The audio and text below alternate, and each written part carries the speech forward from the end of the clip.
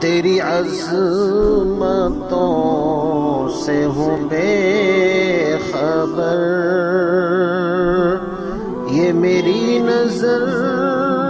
کا قصور ہے۔ اعوذ باللہ من الشیطان الرجیم، بسم اللہ الرحمن الرحیم۔ يسألونك عن الخمر والميسر قل فيهما اسم كبير ومنافع للناس واسمهما أكبر من نفعهما ويسألونك ماذا ينفقون قل العفو كذلك يبين الله لكم الآيات لعلكم تتفكرون۔ صدق الله العظيم۔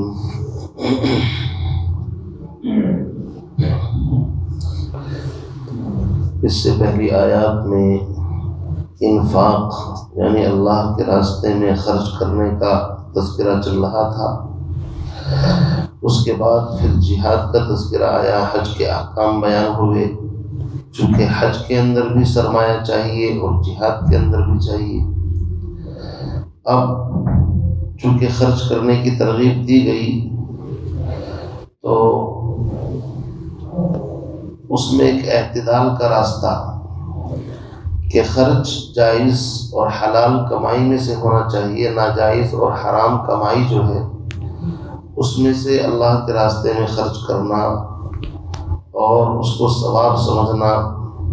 یہ خود بہت بڑی غلطی ہے۔ اس لیے کہ شریعت کا منشا جو ہے، شریعت کی مین پالیسی یہ ہے کہ انسان حلال کمائے اور حلال ہی میں سے راہ خدا میں خرچ کرے۔ حرام کمانا اور حرام کما کر کے چاہے بظاہر وہ غریبوں کی مدد کرے، مسجد مدرسے تعمیر کرائے، تو چونکہ اس میں جو گناہ ہے نظریاتی اعتبار سے اس کی تلافی ناممکن ہے۔ شریعت اس چیز کو برداشت کر سکتی ہے کہ انسان بھوکا رہے، فاقے کے ساتھ رہے، اس لیے کہ انسان پیٹ پر پتھر باندھ کر کے گزارا کر سکتا ہے، لیکن حرام مال کھا کر کے انسان اس کی زندگی دنیاوی اور اخروی جو تباہ ہوتی ہے شریعت کی نظر میں وہ پسندیدہ نہیں ہے۔ تو چونکہ خرچ کرنے کی ترغیب چل رہی تھی اور عرب کا وہ معاشرہ جس کے اندر قرآن پاک کا نزول ہوا، بہت ساری برائیاں ان کے اندر اس وقت موجود تھیں۔ مثلا شراب نوشی عام تھی، شراب کی بڑی بڑی محفلیں چلتی تھی، اس کے اندر سے غریبوں کو بھی وہ شراب پلاتے تھے اور اس کو فخر سمجھتے تھے کہ دیکھو ہم غریبوں کی مدد کر رہے ہیں۔ اسی طریقے سے جوا، سٹا، قمار جس کو کہا جاتا ہے، انہوں نے مختلف طریقے نکال رکھے تھے کہ اونٹ کو ذبح کیا، شراب کی محفل چل رہی ہے اور کچھ تیر اپنے پاس رکھتے تھے تھیلے کے اندر، اور ان تیروں پر الگ الگ نام لکھ رکھے تھے، کسی پر 1 حصہ، کسی پر 2، کسی پر 5، کسی تیر پر ہوتا تھا کچھ بھی نہیں۔ اب اس کو پھر وہ آپس میں نکالتے تھے، جس کے حصے میں جو تیر آیا، بھائی میرے حصے میں 2 آئے ہیں، آپ کے میں 5 آئے ہیں، یعنی اونٹ کا گوشت یا جانور کا مطلب جو ذبح کرتے تھے اس کا گوشت، اور تمہارے حصے میں کیا آیا کہ میرے حصے میں کچھ بھی نہیں آیا، محروم رہ گیا وہ۔ تو اگرچہ اس گوشت کو وہ خود استعمال نہیں کرتے تھے، غریبوں پر صدقہ کرتے تھے اس کو، سمجھ گئے؟ تو بظاہر تو نفع نظر آ رہا ہے کہ غریبوں کا فائدہ ہے، غریبوں کی ہمدردی ہے، لیکن ایسا فائدہ کہ جس کے اندر نقصانات کے اندیشے ہوں، کہ جس نے سرمایہ لگایا ہے وہ بالکل محروم، پھر ایک طرح کی دشمنی اس کے ذہن کے اندر پیدا ہو گئی، تو یہ سب شیاطینی کام تھے چونکہ، اس لیے شریعت نے ان چیزوں کے اوپر بھی بریک لگایا، کنٹرول کیا کہ ایسی چیزوں کے اندر بظاہر کچھ نفع ہے تھوڑا بہت کہ غریبوں کی مدد ہو رہی ہے، شراب میں تھوڑا سا نفع ہے کہ مثال کے طور پر سرور، وقتی طریقے سے فرحت، چہرے پر تازگی، کھانا ہضم، یہ وہ، اور لیکن اس کے جو نقصانات ہیں کہ انسانیت کے دائرے سے نکل کر کے انسان دوسری مخلوق بن جاتا ہے، شریعت کی نظر میں وہ نقصان زیادہ ہے، وہ بڑا گناہ ہے۔ اس لیے وقتی فائدے کے پیش نظر اس کی مثال ایسی ہے ایک آدمی مثال کے طور پر کہیں قحط پڑ جائے، بھوک مری عام ہو جائے، اب ان کو کھانا کھلانے کے لیے، پیسہ اکٹھا کرنے کے لیے اگر کوئی ناچ گانے کا پروگرام رکھے اور کہے کہ بھائی اس سے جتنا بھی کلیکشن ہوگا لوگ تعاون کریں گے، میں سب غریبوں کی مدد کروں گا، تو ٹھیک ہے، غریبوں کی مدد صحیح ہے، لیکن جو طریقہ تم اختیار کر رہے ہو وہ طریقہ صحیح نہیں ہے کہ بھئی ناچ گانے والوں کو بلا کر کے چندہ کرنا، پیسے اکٹھے کرنا اور پھر اس کو مسجد کے اندر کوئی دے، تو یہ مناسب طریقہ نہیں ہے۔ تو ہر فائدے کے پیچھے یہ دیکھنا ہے کہ اس میں شریعت کی کسی چیز کی نظریاتی اعتبار سے مخالفت تو نہیں ہے، صرف فائدے کے اوپر شریعت کی گاڑی نہیں چلتی، بلکہ اس میں قاعدہ بھی پیش نظر رہنا چاہیے۔ یہ جو آیت اس وقت پڑھی گئی ہے، اس میں شراب کی حرمت مقصود نہیں ہے، البتہ شراب کی اور قمار کی برائی ضرور بیان کی گئی ہے اس آیت میں، چونکہ شراب کی حرمت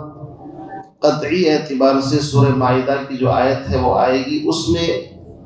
انما الخمر والمیسر والانصاب والازلام رجس من عمل الشیطان فاجتنبوہ لعلکم تفلحون، وہ جو آیت ہے اس میں اس کی حرمت بیان کی گئی ہے۔ آپ جانتے ہیں کہ عرب کے معاشرے کے اندر شراب ایسے ہی عام تھی جیسے ہم لوگ آج کے ٹائم میں کولڈ ڈرنک وغیرہ، جس کو کوئی کچھ بھی نہیں سمجھتے، بلکہ مہذب پارٹی کے اندر کولڈ ڈرنک چلتی ہی چلتی ہے کہ بھائی مہمان آیا ہے کولڈ ڈرنک منگاؤ، دو آدمی بیٹھے ہوئے ہیں کولڈ ڈرنک منگاؤ، ایسے ان کے یہاں پر یہ عام تھی۔ لیکن جب اسلام آیا تو اسلام کا مزاج یہ ہے کہ ایک دم کسی چیز کو فتوے کے طور پر بند نہیں کرتا، بلکہ پہلے اس کی برائی، اس کی قباحتیں، اس کے نقصانات آہستہ آہستہ سامنے لاتا ہے، پھر اس کے بعد جب طبیعتوں کے اندر اس کی برائی رچ بس جاتی ہے تو پھر اس کے اوپر بریک لگاتا ہے۔ قرآن پاک نے 4 آیتیں الگ الگ نازل کی ہیں اللہ نے قرآن پاک میں، جو شراب کے اور جوے سے متعلق آئی ہیں۔ سب سے پہلی آیت سورہ نحل کی ہے، پارہ نمبر 14، اس میں آئے گا وَمِن ثَمَرَاتِ النَّخِيلِ وَالْأَعْنَابِ تَتَّخِذُونَ مِنْهُ سَكَرًا وَرِزْقًا حَسَنًا، کہ تم انگور اور کھجوروں سے جو شراب بناتے ہو اس کے مقابلے میں آگے رزقاً حسنہ ہے۔ اللہ فرماتے ہیں کہ جب تم نے اس کو شراب بنا دیا تو وہ رزق حسن نہیں رہا، باقی انگور اور کیا نام وہ کھجور رزق حسن ہے۔ یہ سب سے پہلا درجہ ہے جہاں قرآن نے ایک طرف شراب کا ذکر کیا اور دوسری طرف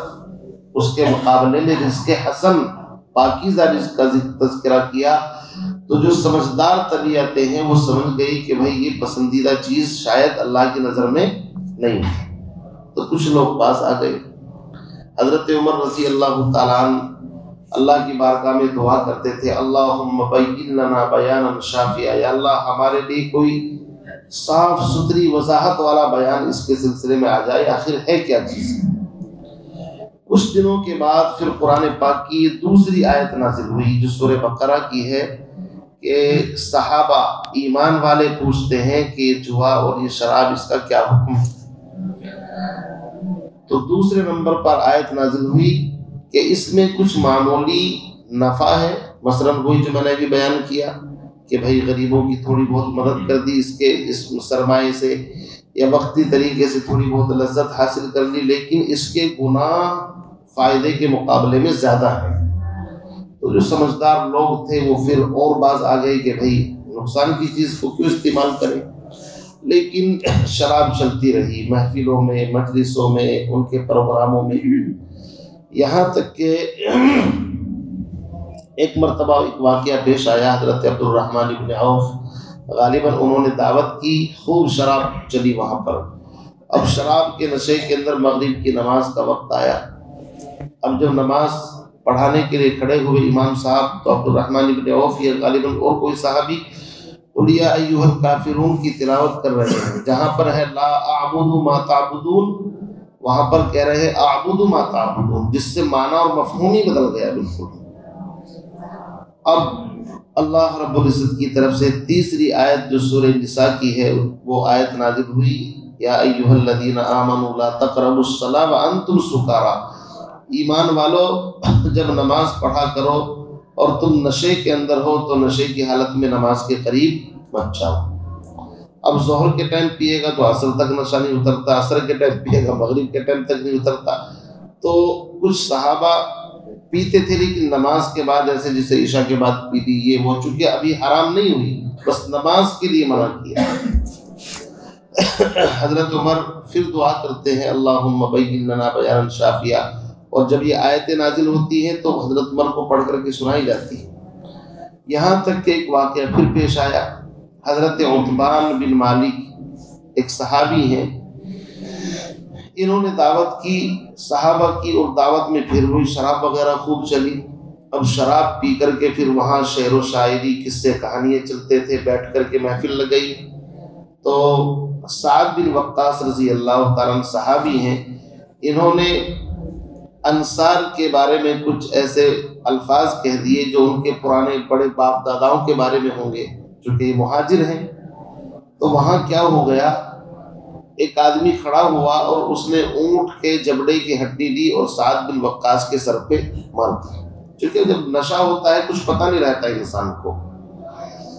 اب ان کا سر زخمی ہوا، یہ واقعہ نبی علیہ السلام کے پاس پھر سامنے پیش آیا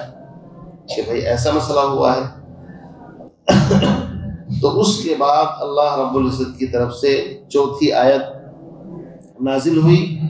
کہ شراب اور جوا اور یہ جو تم کرتے ہو یہ سب شیطانی عمل ہیں، ان سے باز آ جاؤ، لعلکم منتہون کے الفاظ ہیں۔ حضرت عمر کہتے ہیں اس آیت کو سن کر کے ہم نے کہا انتہینا، ہم باز آ گئے۔ تو اس آیت میں سورہ مائدہ کی قطعی فیصلہ آ گیا۔ اب چونکہ شراب کس کو کہتے ہیں پھر اس کی ماہیت میں اختلاف ہے۔ امام اعظم ابو حنیفہ فرماتے ہیں کہ انگور سے،